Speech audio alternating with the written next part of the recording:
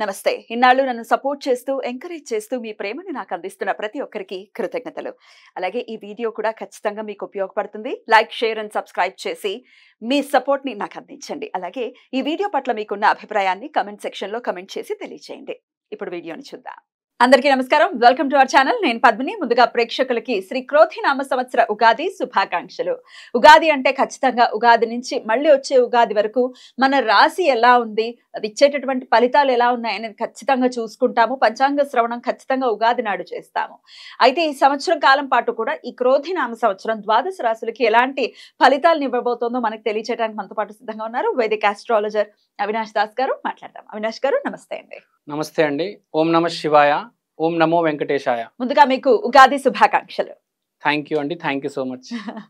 Right. ఏంటి మీరు different గా వేశారు ఇది? ఇది నార్త్ స్టైల్ అండి, కొంచెం మన ప్రేక్షకులు ఈజీగా అర్థం అవడానికి, ఏ కన్ఫ్యూజన్ లేకుండా. రైట్.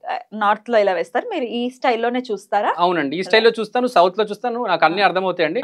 ఇది ప్రేక్షకులు కొంచెం ఈజీగా అర్థమవుతుంది. లగ్నం మారదు, ఎప్పుడు లగ్నం ఓన్లీ ఇది ఈ ఇంట్లో పైన ఇల్లు అయితే ఉందో అదే లగ్నం, సో ఈజీగా అర్థమవుతుంది. సో ఈ క్రోధి నామ సంవత్సరం ఎలా ఉండబోతోంది, దేశ కాలమాన పరిస్థితులు ఎలా ఉండబోతున్నాయి, ఎవరి చేత పాలింపబడుతున్నాం ఈ సంవత్సరం ఇత్యాది విషయాలు, అలాగే ద్వాదశ రాశి ఫలాలు కూడా మీ ద్వారా. ఈ సంవత్సరం ఎలా ఉండబోతుంది ముందు అది చెప్తానండి.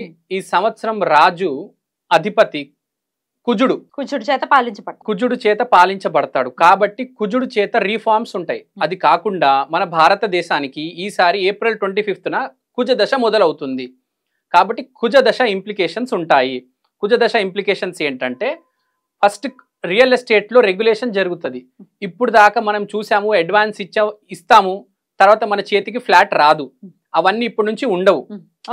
చాలా జాగ్రత్తగా ప్రతిదీ రెగ్యులేషన్తో జరుగుతుంది. మన మినిమం ఒక గ్యారంటీ ఉంటుంది, మీ ఫ్లాట్ మీ చేతిలోకి వస్తుంది, గవర్నమెంట్ చేతిలోకి రియల్ ఎస్టేట్ని తీసుకోబోతుంది. ఒకటి ల్యాండ్, సెకండ్ అగ్రికల్చర్లో కూడా ఎంఎస్పి ప్రైస్ ఏదైతే ఉందో అది కూడా గవర్నమెంట్ ఫిక్స్ చేసి కంట్రోల్లో పెట్టి రెగ్యులేషన్ చేస్తుంది. సో అగ్రికల్చర్ గవర్నమెంట్ చేతిలోకి వెళ్తుంది, రియల్ ఎస్టేట్ గవర్నమెంట్ చేతిలోకి వెళ్తుంది, ఆర్మీ చాలా స్ట్రాంగ్ అవుతుంది.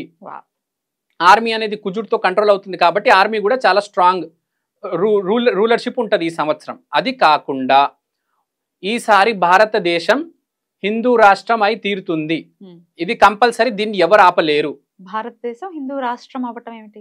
ఈసారి కుజుడు ఉన్నాడు అధిపతి కాబట్టి సనాతన ధర్మం ఒక విశిష్టత మొత్తం భారతదేశం ఉంటుంది. అంటే ఆధిపత్యం ఖచ్చితంగా ఎలాగో ఉంది, ఎందుకంటే మనం మెజారిటీ హైందవులే ఉన్నారు కాబట్టి హైందవం చాలా అద్భుతంగా ముందుకు వెళ్తుంది అని చెప్తూ. హైందవం చాలా అద్భుతంగా ముందుకు వెళ్తుంది. కొన్ని మత ఘర్షణలు కూడా జరుగుతాయి. ఇంకో పాయింట్ చాలా ఇంపార్టెంట్, ట్రాఫిక్ రూల్స్ మారబోతున్నాయి. చాలా సీరియస్ గా ట్రాఫిక్ రూల్స్ ఇంప్లిమెంట్ చేయబోతున్నారు. ఇప్పుడు లాగా ట్రాఫిక్ రూల్స్ ఉండవు, హైవే మీద యాక్సిడెంట్స్ ఉండవు, చాలా నీట్ గా కంట్రోల్ చేస్తారు. మొత్తం రోడ్డు మీద మీరు రాంగ్ రూట్ వెళ్ళినా ఫైన్ భారీగా వేస్తారు, హెల్మెట్ లేకపోయినా. రూల్స్ అన్ని మారబోతున్నాయి. దుబాయ్ లో ట్రాఫిక్ కంట్రోల్ ఎంత సీరియస్ గా ఉంటది, ఇక్కడ ట్రాఫిక్ అంత సీరియస్ గా చేయబోతున్నారు. ల్యాండ్ రేట్స్ కూడా కొద్దిగా పెరిగే అవకాశం ఉంది, ప్లస్ ల్యాండ్ రెగ్యులేట్ చేస్తారు. అది కాకుండా రివర్స్ మైగ్రేషన్, కెనడా నుంచి ఆస్ట్రేలియా నుంచి చాలా మంది తిరిగి వస్తారు ఇక్కడికి, ఎందుకంటే బిజినెస్ ఆపర్చునిటీస్ బాగా పెరుగుతాయి. మనం వేరే దేశాల్లో చూస్తే ఈ laws, green laws, eco tax అని రకరకాలుగా ఇండస్ట్రీస్ పెట్టడం కష్టమైపోయింది. ఇండియాలో ఇప్పుడు చాలా అవకాశం ఉంది కాబట్టి ఎన్ఆర్ఐస్ అందరూ తిరిగి వస్తారు. రైట్ అండి. ఇక గ్రహస్థితి ఒకసారి మీరు చెప్పేసిన తర్వాత ద్వాదశ రాశి ఫలాల్లోకి వెళ్దాం. గ్రహస్థితి మాట్లాడితే మనం గురువు వృషభంలో ఉన్నాడు అంటే కృతిక తర్వాత రోహిణి, తర్వాత మృగశిర, తర్వాత ఆరద్ర అలా పయనం చేస్తాడు. తర్వాత మనం తీసుకుంటే రాహు ఉత్తర భాద్రపదలోనే ఉంటాడు, శని పూర్వ భాద్రపదలో ఉంటాడు, కేతు గ్రహము హస్త నక్షత్రంలో ఉంది. ప్రెసెంట్ గురువు అయితే కృతికాలో ఉంది. మీకు ఆర్డర్ చెప్పాను, ఇది ఉత్తర భాద్రపద, ఇది పూర్వ భాద్రపద, ఇలా చెప్పాను. కానీ ప్రజలకు అర్థం అవ్వాలంటే ఫస్ట్ మీకు ఎక్స్ప్లెనేషన్ ఇస్తాను నేను. సాటర్న్ అంటే శని పూర్వ భాద్రపదలో ఉంది. పూర్వ భాద్రపద అంటే ఇప్పుడు దాకా ఏం జరిగింది, ముందు ఏమి జరగబోతుంది, అంటే పాస్ట్ లో ఏం తప్పులు చేశాము, ఇప్పుడు ఎలా సరిదిద్దుకుంటాము, ఈ తప్పులు సరిదిద్దుకొని మనం ముందుకెళ్ళి ఎలా డబ్బులు సంపాదిస్తాము. అంటే ప్రతి మనిషి ఈ సంవత్సరం డబ్బులు సంపాదించడం మనం ఇంకోటి మన పాస్ట్లో ఏం చేసాము, ఫ్యూచర్లో ఏం చేయబోతున్నాము అనే ఒక ప్లానింగ్ వేసుకొని మెటీరియల్గా వెళ్తాడు. ఈసారి మనిషి కొంచెం మెటీరియల్గా ఉంటాడు ఈ సంవత్సరం బికాస్ ఆఫ్ సాటర్న్ ఇన్ పూర్వ భాద్రపద. తర్వాత రాహు ఉత్తర భాద్రపద. ఉత్తర భాద్రపద అంటే ఏంటి, మెటీరియల్ నుంచి స్పిరిచువల్లోకి వెళ్ళడం. అరే ఇంత కష్టపడి నేను సంపాదించాను, ఎందుకు సంపాదించాను ఇదంతా, మా ఫ్యామిలీ మా పిల్లలు ఇదంతా ఓకే, కానీ నిజంగా నేను కష్టపడింది ఇంత, డస్ ఇట్ డిజర్వ్ దట్? నాకు కావాల్సింది ఏంటి, ఆ స్పిరిచువల్ లైఫ్, హ్యాపీగా ఉండడము, కూల్గా ఉండడము. సో ఆ మాయలో ఉంటాడు మనిషి. ఏమో కష్టపడుతూ ఉంటాడు, కానీ మాయ ఏమో ఏమంటుంది, కష్టపడితే ఇదంతా అవసరమా నాకు, ఎందుకు కష్టపడుతున్నాను, స్పిరిచువల్గా నేను ఎలా అవ్వాలని ఉంది నాకు. అంటే ఈ సంవత్సరం అలా ఉంటుంది, అంటే అంత కష్టపడతాడు శని. రాహు ఏమో మాయలో పెడతాడు అనమాట, ఆ స్పిరిచువాలిటీలో కూడా తీసుకెళ్ళిపోతాడు, అంటే బ్యాలెన్స్ చేపిస్తాడు జీవితాన్ని ఈ సంవత్సరం. కేతు ఎలాగో హస్త నక్షత్రంలోనే ఉన్నారు. కేతు హస్త నక్షత్రంలో ఉన్నాడంటే blessings. So blessings are very important for this year. ఈ సంవత్సరం బ్లెస్సింగ్స్ తీసుకొని వెళ్తే మనం చాలా మంచిది. ఓన్లీ కష్టపడితే కాదు, దాంతో పాటు బ్లెస్సింగ్స్ కూడా ఉండాలి. సో గురువు కృతిక నుంచి రోహిణి నుంచి మనం మృగశిర, తర్వాత ఆరద్ర. సో అలా ట్రావెల్ అవుతూ వెళ్తాడు. మీకు కృతిక గురించి స్టార్ ఆఫ్ ఫైర్, రోహిణి అంటే హ్యాపీనెస్. సో గురువు అనేది షిఫ్ట్ అవుతూ ఉంటుంది. సో ఒక్కొక్క నక్షత్రం వెళ్తూ కొద్దీ బేసిక్గా ఈ కృతిక, రోహిణి, మృగశిర, ఆరద్ర ఇది ఒక ఆర్డర్. బేసిక్ గా రోహిణికి వెళ్తున్నప్పుడు చాలా హ్యాపీగా ఫీల్ అవుతాడు, కొంచెం కంటెంట్ గా ఉంటాడు. మిగతా అన్ని మీకు తెలిసిన, ఇంకా మనం కష్టపడుతున్నాం కాబట్టి అది సపోర్ట్ చేస్తూ ఉంటది మనకు, కృతిక గాని, మృగశిర గాని, ఆరద్ర గాని. రైట్, ఇది గ్రహస్థితి. ఇప్పుడు ద్వాదశ రాశి ఫలాలు చూద్దామండి. మిథున రాశి వారికి ఈ ఇయర్ ఎలా ఉండబోతోందండి? మిథున రాశి వారికి ఈసారి ఆదాయం వ్యయం 2-5 వస్తుంది కాబట్టి పెద్దగా ఏం ప్రాబ్లం లేదు. ఇంకా మన గ్రహస్థితికి వస్తే ఈసారి మిథున రాశికి మనం చూసుకుంటే గురువు 12వ స్థానంలో వస్తున్నారు. సో స్పిరిచువాలిటీ చాలా ఎక్కువ ఉంటుంది. ఐసోలేషన్, ఒంటరిగా ఉండడం, మోక్షం, ఇది చాలా ఇంపార్టెంట్. సో వీళ్ళు చాలా లిమిటెడ్గా, చాలా ప్రైవేట్గా ఉంటారు. ఆ స్పిరిచువాలిటీ ఆ జోన్లోనే, దైవ ఆరాధనలోనే ఉంటారు. తర్వాత కేతువు 4వ ఇంట్లో వస్తున్నాడు. కేతువు అంటే ప్రాస్పరిటీ, హార్మనీ, ఫ్యామిలీ ఇష్యూస్ అన్నీ, కొడుకు పెళ్ళి, కూతురు పెళ్ళి, కొడుకుకో ఇల్లు కొనియడము, కూతురుకో ఇల్లు కొనియడము, కూతుర్ని MBA చేయించడము, కొడుకుకి MTech చేయించడము, అత్తకి చీర కొనియడము. సో ఫ్యామిలీలో ఇష్యూస్ అన్నీ సార్ట్ అవుట్ అవుతాయి, చాలా హ్యాపీగా ఉంటాయి. అతను చాలా, ఆ మిథున రాశి ఎవరైతే ఉన్నారో వాళ్ళు చాలా హ్యాపీగా ఐసోలేషన్లో ఉంటారు. ఫ్యామిలీకి కావాల్సిన మెటీరియల్ నీడ్స్ అన్ని ఫుల్ఫిల్ చేస్తారు. సో ఇది వీళ్ళ ఫ్యామిలీ, వీళ్ళ మానసిక స్థితి. ఇప్పుడు వస్తే పని దగ్గర రాహు 10వ ఇంట్లో ఉన్నాడు, గురు దృష్టి 6వ ఇంట్లో ఉంది. గురు దృష్టి 6వ ఇంట్లో ఉండడం వల్ల, శని దృష్టి కూడా 6వ ఇంట్లో ఉండడం వల్ల విపరీతంగా పనిచేస్తారు. మెయిన్గా జాబ్ చేసే వాళ్ళు విపరీతంగా పనిచేస్తారు. వీళ్ళని అందరూ మెచ్చుకుంటారు వాళ్ళ ఆఫీస్లో. ఎవరెవరైతే మిథున రాశి ఉన్నారో, ఏ ఫీల్డ్ అయినా కావచ్చు, సాఫ్ట్వేర్ కావచ్చు, డాక్టర్ కావచ్చు, యాక్టర్ కావచ్చు, వాళ్ళ ఫీల్డ్లో చాలా మంచి పేరు వస్తుంది.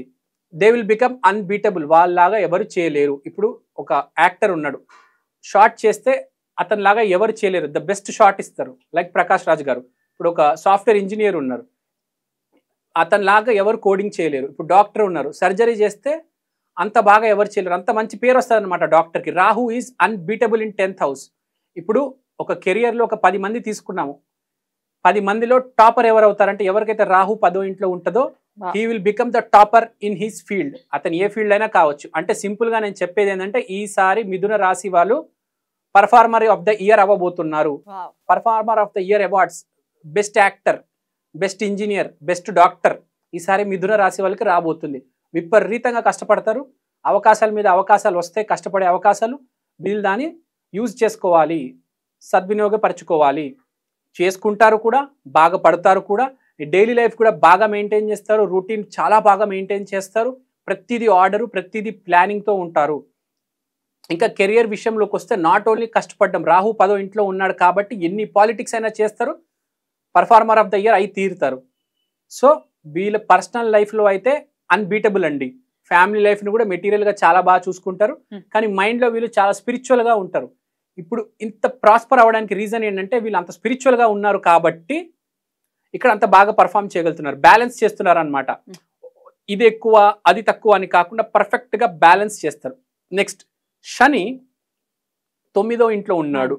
సో 9th హౌస్ ఆస్పెక్ట్స్ ఎక్కువ ఉంటాయి. సో ఎలా అంటే ఇప్పుడు హయ్యర్ రిలేటెడ్ స్టడీ అంటే ఇప్పుడు మీరు ఆఫీస్లో ఉన్నారు, ఏదైనా కొత్త సాఫ్ట్వేర్ నేర్చుకోవడం, మీరు ఇప్పుడు జావా మీద పని చేస్తారు, ఇంకా అవి కాకుండా 2-3 సాఫ్ట్వేర్లు నేర్చుకుంటారు. ఎంబీఏలో ఉన్నారు, మీరు మార్కెటింగ్లో ఉన్నారు, దాంట్లో ఏమేమి చేయొచ్చు, ఇప్పుడు ఫేస్బుక్, ఇన్స్టాగ్రామ్, డిజిటల్లో ఏమేమి చేయొచ్చు అంటే ఇంకా సాటర్న్ 9th హౌస్లో ఉండడం వల్ల మీరు చూస్తే ఒక కాంబినేషన్ ఉంది. ఏది చేస్తే మనం ఒక స్టెప్ ముందుకెళ్తాము, అది నేర్చుకుంటారు, దాని పట్ల కష్టపడతారు, దాంతో ఒక స్టెప్ ముందుకెళ్ళి చాలామంది వీళ్ళు ప్రమోషన్ల కోసం ఎదుగు చూస్తూ వాళ్ళందరికీ ప్రమోషన్లు రాబోతున్నాయి. ఎందుకంటే రాహు 10వ ఇంట్లో ఉన్నాడు. CEO, senior manager, team leader వీళ్ళందరి కళలు ఫుల్ఫిల్ అవ్వబోతున్నాయి. సో దిస్ ఇయర్ మిథున రాశికి చాలా బాగుండబోతుంది. ఓవరాల్ గా ఎంత పర్సెంటేజ్ బాగుందంటే ఏం చెప్తారు?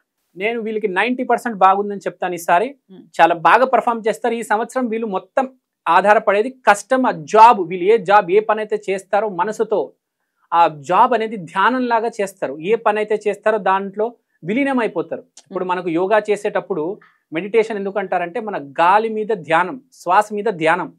సో వీళ్ళు ఈ సంవత్సరం పని అంత ఇష్టంతో చేస్తారు, దాని ఫ్రూట్స్ ని కూడా ఎంజాయ్ చేస్తారు. వీళ్ళకి ప్రమోషన్ వస్తుంది గ్యారంటీ. వీళ్ళు వర్క్ చేసే దాన్ని బట్టి వీళ్ళకి ఆటోమేటిక్ ప్రమోషన్ వస్తుంది. ఆటోమేటిక్ వీళ్ళు చేసేది కనపడుతుంది బయట సొసైటీలో. ఎందుకంటే వీళ్ళు నార్మల్ వర్క్ కాకుండా కొత్తది ఏదో హైయర్ లెర్నింగ్ నేర్చుకుంటారు.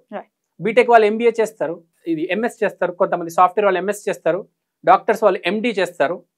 So they will outperform everyone, they are going to kill it.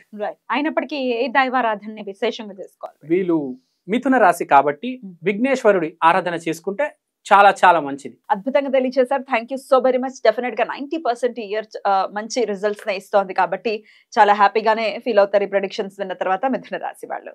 ఇక నెక్స్ట్ ఎపిసోడ్ లో కర్కాటక రాశి గురించి మాట్లాడుకుందాం. థ్యాంక్ యూ సో మచ్ అండి. నమస్తే.